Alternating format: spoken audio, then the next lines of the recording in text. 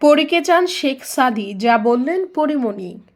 ঢালিউড অভিনেতা রাজের সঙ্গে বিচ্ছেদের পর ফের আলোচনায় অভিনেত্রী পরীমণি।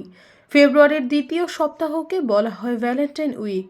ভালোবাসার সপ্তাহে নিজের মনের ইচ্ছা প্রকাশ করেছেন তরুণ প্রজন্মের সঙ্গীত শিল্পী শেখ সাদি। আর মনের ইচ্ছা প্রকাশের পরই তা নিয়ে শুরু হয়েছে নতুন আলোচনা। রোববার রাতে ফেসবুক ভেরিফাইড পেজে এবং নিজের অ্যাকাউন্টে কয়েকটি ছবি পোস্ট করেন শেখ সাদি। সেখানে ক্যাপশনে তিনি লেখেন, অন্য কোনো মেয়েকে এখন আর আমার ভালো লাগে না, পরি আমার। এরপরে জুড়ে দিয়েছে একটি ভালোবাসার ইমোজি। এই ক্যাপশন দৃষ্টি এড়ায়নি নেটিজেনদের। এমনটি চিত্রনায়িকা পরীমণিরও নজরে পড়েছে। তিনি দরজার আড়াল থেকে উকি দেওয়া একটি পুতুলের ইমোজি দিয়ে মন্তব্য করেছেন, ওহ। এরপরই ভক্ত, শুভাকাঙ্ক্ষী ও নেটিজেনেরা তাদের নিয়ে বিভিন্ন মন্তব্য করতে থাকেন। কেউ কেউ বলেছেন, ভালোবাসার সপ্তাহে ভালোবাসা দিবসের আগ মুহূর্তে ফেসবুকে মনের কথা জানালেন শেখ সাদি। এ ব্যাপারে সোমবার একটি সংবাদ মাধ্যমকে শেখ সাদি বলেন, তেমন সিরিয়াস কিছু ভেবে দেয়নি।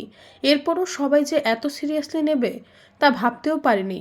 তবে এখন থেকে ফেসবুকে কিছু লেখার আগে অবশ্যই ভাবব।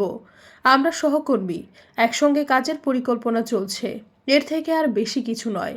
ক্যাপশন সম্পর্কে জানতে চাইলে তিনি বলেন, চ্যাটজিপিটির কাছে ক্যাপশন চেয়েছিলাম, সেখান থেকে এ ধরনের একটি বাক্য পেয়েছি। তারপরে জানতে চাওয়া হয় গায়কের কাছে, চ্যাটজিপিটি কি আপনার মনের কথা বুঝে গেল? হাসতে হাসতে শেখ সাদি বলেন, বিশ্বাস করুন চ্যাটজিপিটি বেশ স্মার্ট, কিন্তু বিষয়টি এমন নয়। তবে এটা ঠিক, প্রতিটি ছেলে চাইবে তার জীবনসঙ্গী পরীর মতো হোক। পরীর মতো তাই লিখেছি, তাহলে আমি এখনো পরী পেতে পারি। এদিকে শেখ সাদির এই পোস্ট নিয়ে দিনভর যখন নানা আলোচনা হচ্ছে, তখন শেখ সাদির নাম উল্লেখ না করে এই বিষয়টি স্পষ্ট করলেন চিত্রনায়িকা পরীমণি। এদিন রাত 9টার দিকে ফেসবুক ভেরিফাইড পেজে এক স্ট্যাটাসে তিনি লিখেন, ওরে পরী মানে ডানাওয়ালা পরী, পরীমণি না। সৈয়দা ফারিয়া, সমযোগ।